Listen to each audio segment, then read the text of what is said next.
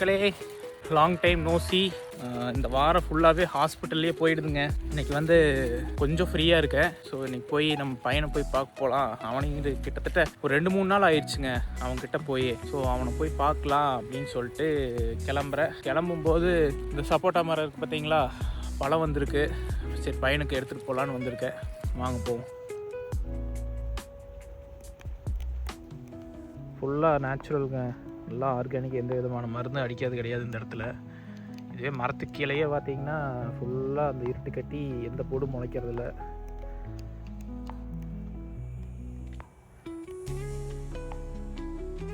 ஏற்கனவே எல்லாத்தையும் பொறிச்சு வச்சாச்சுங்க, எடுத்து போட்டு போய் கொடுத்தா சரி. சப்போட்டா பழம் எப்படி பழுக்குமா இல்லை பொறிக்கிறதுக்கு வந்து கரெக்டானதான் எப்படி கண்டுபிடிக்க வந்துடுறீங்களா? இப்படி இருக்குன்னா இப்படி சுரடி பார்க்கணுங்க.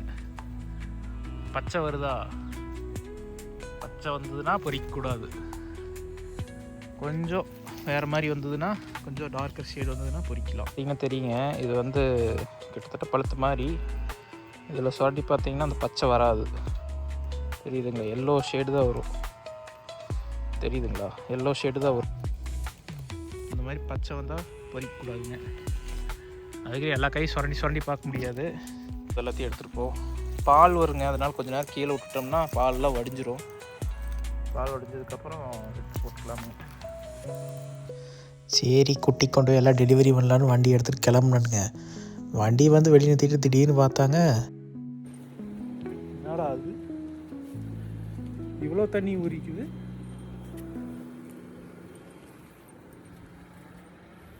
ஏசி இருந்து ஒழுகி இருக்குங்க மக்கள், இவ்வளோ தண்ணி ஒழுகி இருக்குது கார்லேருந்து. போய் பார்ப்போம். தண்ணி தான் ஒழுகி இருக்கு, பட் ஏசி ஒரு விறுவிறுப்பில் பனியில் நிற்கிறங்காட்டி இவ்வளோ வருதும்.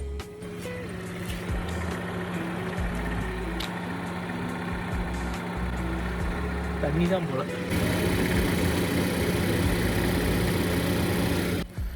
அந்த ஏசிக்கு வந்து நிறுத்துறதுக்கப்புறம் கண்டென்ஸ் ஆகிருக்கும் போல் இவ்வளோ தண்ணியும். தண்ணி தான் எங்கேருந்து ஆரம்பிக்கன்னே தெரியலைங்க. கிட்டத்தட்ட ஒரு 4-5 டேஸ் ஆயிடுச்சுங்களா வ்ளாக் போட்டு. பிஸ்னஸ் சைடே வந்து எதுவும் பார்க்க முடியலைங்க. ஐயனுக்கு வந்து ஹாஸ்பிட்டல் கூட்டிகிட்டு போக அதுக்கு இதுக்குன்ட்டு நமக்கு டைம் போயிடுச்சுங்க மக்களே. ஃபஸ்ட்டு ஐயனோட அப்டேட்லேருந்து ஆரம்பிச்சிடலாங்க. எமர்ஜென்சியில் போனாங்களா முதல் நாள், அன்றைக்கி போய் எல்லாம் ஓகே பண்ணி அனுப்பிச்சி விட்டாங்க வீட்டுக்கு. மறுபடியும் வீட்டுக்கு வந்ததுக்கப்புறம் பார்த்தீங்கன்னா கண்ணுக்கு கீழே வீங்கிடுதுங்க. நம்ம காலெல்லாம் வெய்ய கொப்பளம் வந்தால் ஒரு கண்ணாடி கொப்பளம் வரும் பார்த்தீங்களா, நீர் கொடுத்துட்டு அந்த மாதிரி இருந்ததுங்க. என்னடா அது வம்பாக இருக்குதுன்னு சொல்லி ஒவ்வொரு டிபார்ட்மெண்ட்டாக போய் செக் பண்ணாங்க, ஒவ்வொரு ஸ்பெஷலிஸ்ட்டும். கடைசியில் பார்த்தா இப்போ எப்படி இருக்குதுன்னு கேட்டிங்கன்னா, அந்த தலையிலெல்லாம் நமக்கு தலைவலி வந்ததுன்னா நம்ம ஐஸுக்கு சைடில் வந்து ஒரு நரம்பு துடிக்கும் தெரியுங்களா, அந்த நரம்பில் வந்து ஒரு அடப்பு இருக்குது அப்படிங்கிறாங்க. அதுக்கு பேர் வந்து வாஸ்குலைட்டிஸ் அப்படிங்கிறாங்க. ஜென்ரலாக வயசானால் வந்து ஒரு 70 வயசுக்கு மேலே ஜென்ரலாக இது வரும் போலைங்க. இது வந்து ஸ்டெராய்ட்ஸ் கொடுத்து இந்த ஒரு இன்ஃப்ளமேஷன் மாதிரி தானுங்க இது வந்து குறைச்சிடலாம், இந்த நீரை வந்து குறைச்சிடலாம் அப்படிங்கிறாங்க. ஏன்னா நரம்பு அடப்பட்டதுன்னா நம்ம ரத்தத்தில் இருக்கிற நீர் வந்து வெளியேறாமல் இங்கேயே தங்கிடுதுங்க ஒரு குறிப்பிட்ட ஏரியாவில் மட்டும். ஸோ இதனால தான் வந்து தலைவலியும் இருக்குதுங்க. தலைவலினாலும் தலைவலிங்க, சின்ன தலைவலியெல்லாம் இல்லைங்க. எந்த மாத்திரை போட்டாலும் கேட்க மாட்டேங்குதுங்களாரு. நமக்கே கஷ்டமாக போகுதுங்க, என்னடா வம்பாக இருக்குது. சிடி ஸ்கேன் எடுத்து நார்மலாக இருக்குது, ஒவ்வொரு டாக்டர்கிட்ட பார்த்தாலும் எல்லாமே நார்மலாக இருக்குது, அவங்களுக்கே என்ன பண்ணுறதுனே தெரியல அப்படிங்கிறாங்க. ஃபஸ்ட்டு ஐ ஹாஸ்பிட்டல் போய் பார்த்தோம்ங்க, அவங்க எல்லாம் கிளியர் சொல்லிட்டாங்க. அடுத்து இன்டர்னல் மெடிசனுக்கு போனால் அவங்க வந்து சில டெஸ்ட்டெல்லாம் சொல்கிறாங்க, இந்த டெஸ்ட்டு அந்த டெஸ்ட்டு, யூரின்னு லிவரு எல்லா டெஸ்ட் எடுத்து பார்த்தா எல்லாமே நார்மலாக இருக்குதுங்க. அப்புறம் கடைசியாக அந்த ரூமட்டாலஜிஸ்ட்டு டாக்டர்கிட்ட வந்ததுக்கப்புறம் தானுங்க ஓரளவுக்கு நம்பிக்கை வந்திருக்குதுங்க. இப்போ மறுபடியும் வந்து ஒரு பிளட் டெஸ்ட் எடுத்து அனுப்பிச்சிக்கிறாங்க மும்பைக்கு. அது வர்றக்கே இன்னும் 5 நாள் ஆகும் போலைங்க. அந்த ரிசல்ட்டை வச்சு தானுங்க மறுபடியும் வந்து எந்த மாதிரி டேப்லெட்ஸ் கொடுக்கணும்னு டிசைட் பண்ணுவாங்க போலைங்க. மோஸ்ட் ப்ராபப்ளி டேப்லெட்லேயே எல்லாமே வந்து சால்வ் ஆயிரும்னு நினைக்கிறேங்க மக்களே. கிட்டத்தட்ட இதோட 3 நாள் போயாச்சுங்க. ஒவ்வொரு நாளும் நாங்கள் தானுங்க கடைசி. ஏன்னா டெஸ்ட்டு கொடுத்து ஒரு டாக்டரை பார்த்து அவங்க மறுபடியும் இன்னொரு டாக்டர் ரெஃபர் பண்ணி அவங்க ஒரு டெஸ்ட் கொடுத்து மறுபடியும் அதை போய் எடுத்துங்க. கடைசியாக நாங்கள் தானுங்க அந்த ஆஸ்பத்திரி விட்டு வெளியேறிட்டு இருக்கிறோம். இன்னும் 2-3 நாள் போக வேண்டியதாக இருக்குதுங்க.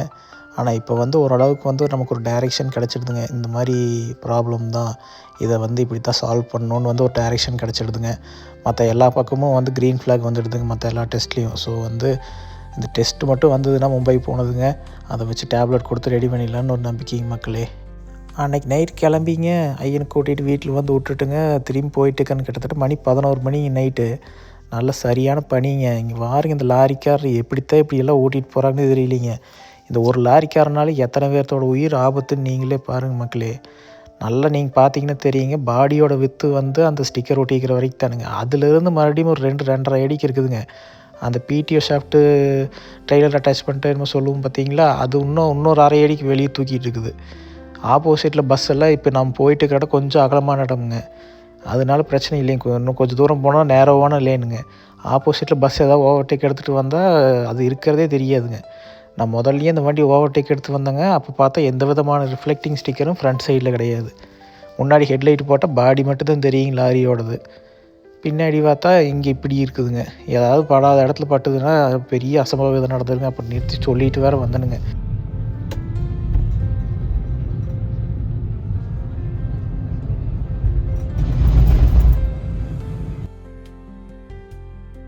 இன்றைக்கி தான் கொஞ்சம் ஃப்ரீயாக இருந்தேங்க. நேற்று வந்து ரொம்ப டயர்டாக இருந்தனால வீடியோ எடுக்கலிங்க. காங்கேயம் போயிட்டு பிரிண்டர்ஸ்க்கெல்லாம் போய் பேசிட்டு வந்தேன், எவ்வளோ காஸ்ட் ஆகும் அப்படின்னு ஒரு ப்ரிலிமினரி மீட்டிங் கண்டக்ட் பண்ணேங்க.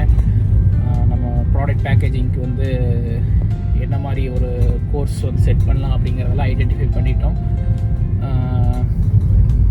ஸோ நெக்ஸ்ட்டு வந்து நம்ம கண்ணு முன்னாடி இருக்க கோல்ஸ் என்னென்னு கேட்டிங்கன்னா, ஃபஸ்ட் ப்ராடக்ட் சொல்லிடுங்க. ப்ராடக்ட் சோப் வந்துட்டு நம்ம ஓரளவுக்கு வந்து ஃபைனலைஸ் பண்ணி, ஓரளவுக்கு இல்லை ஃபைனலைஸே பண்ணியாச்சுங்க. நேச்சுரல் சோப்ஸ் வந்து ஜென்ரலாகவே சீக்கிரம் கரையும்னு ஒரு எடுத்து சொல்ல மாட்டேன், ஒரு ஃபீட்பேக் நம்ம யூசர்ஸ்கிட்ட வந்திருக்குங்க. நம்ம சோப்போட ஃபார்முலேஷன், நம்ம பேஸ் ஆயில்ஸ் எல்லாம் வந்து எதையுமே சேஞ்ச் பண்ணாமீங்க நம்ம கரையிறதை மட்டும் அரெஸ்ட் பண்ணியிருக்கோம், பெரிய சேஞ்ச் இல்லாமல். ஸோ அதுதான் வந்து ப்ராடக்டோட அப்டேட்டுங்க. ஸோ இனிமேல் வந்து சீக்கிரம் கரையாது ஒன்று. இன்னொன்று வந்து ஃபஸ்ட்டு ப்ராடக்ட் செய்ய முடிஞ்சதுங்களா. ரெண்டாவது வந்து இந்த ப்ராடக்ட் பேக்கேஜிங், அது ஏற்கனவே நம்ம மீட்டிங் போய் எல்லாம் பேசியாச்சுங்க. இப்போ ஒரு 10 days வந்து அந்த உங்கள் கேலண்டர் சீசனுங்க. பிரிண்டர்ஸ்க்கெல்லாம் எல்லா பிஸ்னஸஸ் எல்லாம் வந்து பல்க் ஆர்டர்ஸ் இருக்கனால வந்து டிசைனர்ஸ் பிடிக்க முடியாது அப்படின்ட்டாங்க. ஸோ அதுக்குள்ளே நம்ம டிசைனர் போய் மீட் பண்ணி அது உட்காந்து டிசைன் பண்ணணும்னா நமக்கு கண்டென்ட் வேணும் இல்லைங்களா. ஸோ கண்டென்ட் வந்துட்டு இந்த ஒரு அங்கே போகிறக்குள்ளே ஒரு 10 daysக்குள்ளே வந்துட்டு கண்டென்ட் நம்ம சோப்புக்கு என்ன நல்லா வேணும், கலர் செலெக்ஷன்ஸுங்க, அண்டு அது மாதிரி என்ன நல்லா பிரிண்ட் பண்ண போகிறோம், இது எல்லாத்தையும் வந்து ஐடென்டிஃபை பண்ணிட்டோம்னா அடுத்து நம்ம போய் பிரிண்ட் பண்ணுறதாங்க பெண்டிங் ஒர்க்காக இருக்கும். ஸோ அண்ட் அமேசிங் ரெஸ்பான்ஸுங்க உங்கள்கிட்ட எல்லாருக்கிட்ட இருந்துமே. என்ன அந்த சோப் சீக்கிரம் கரையுது, அதை வச்சு மெயின்டெனன்ஸ் பண்ணுறது ஒரு இஷ்யூவாக சொல்கிறீங்க. அதை நம்ம இன்றைக்கி அரெஸ்ட் பண்ணியாச்சு. ஹோப்ஃபுல்லி பை நெக்ஸ்ட் பேட்ச் வந்து இதெல்லாமே வந்து கரெக்ட் ஆயிரும்னு நினைக்கிறேன். அதை வந்து உங்கள் கையில் ப்ராடக்டை கொடுத்து அதோட ஃபீட்பேக் வாங்குறதுக்கு ஆவலாக இருக்கேன். என்னென்னா இந்த வீக்கில் எதுவுமே சோப்பே செய்யவே முடியலைங்க. நான் கண்டினியூஸாக வந்து அலைஞ்சிட்டே தான் இருக்கேன். மோஸ்ட் ப்ராபப்ளி இன்றைக்கி செய்ய ட்ரை பண்ணுவோன்னு நினைக்கிறேன். ஆனால் லேபில் வந்து எல்லாமே வந்து எரிஞ்சு கிடக்குதுங்க. கொஞ்சம் எல்லாம் க்ளீனிங் பண்ணணும். க்ளீனிங் பண்ணி முடிச்சுட்டு சோப் மேக்கிங் ஸ்டார்ட் பண்ணலான்ட்டு ஒரு ஐடியா. ஸோ இதான் மக்களே. சரி வாங்க நம்ம போய் குட்டிக்கிட்ட போயும் ஒரு 1 week மேலே ஆச்சுங்க. கிட்டத்தட்ட 1 week மேலேன்ட்டு இல்லை, ஒரு 1 week வந்து அவங்ககிட்ட போய் டைம் ஸ்பெண்ட் பண்ணவே முடியலைங்க. இன்றைக்கி ஃப்ரீயாக இருக்கனால அப்படியே போய் டைம் ஸ்பெண்ட் பண்ணுவோம். வாங்க போவோம். குட்டி சார் என்ன பண்ணுறாரு? குட்டி பையன் என்ன பண்ணுற? என்ன பண்ணுற? காரில் வரையா? புரியா? இந்தா திரு முடிக்கிற என்ன பண்ற? ஹலோ ஹாய் ஹாய் காட்டுறாண்டி. ஹாய் ஹாய்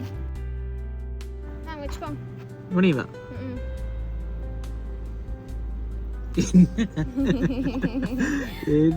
அம்மா வண்டியில கூட்டிட்டு போச்சா கூட்டிட்டே போக மாட்டேன் டாடி.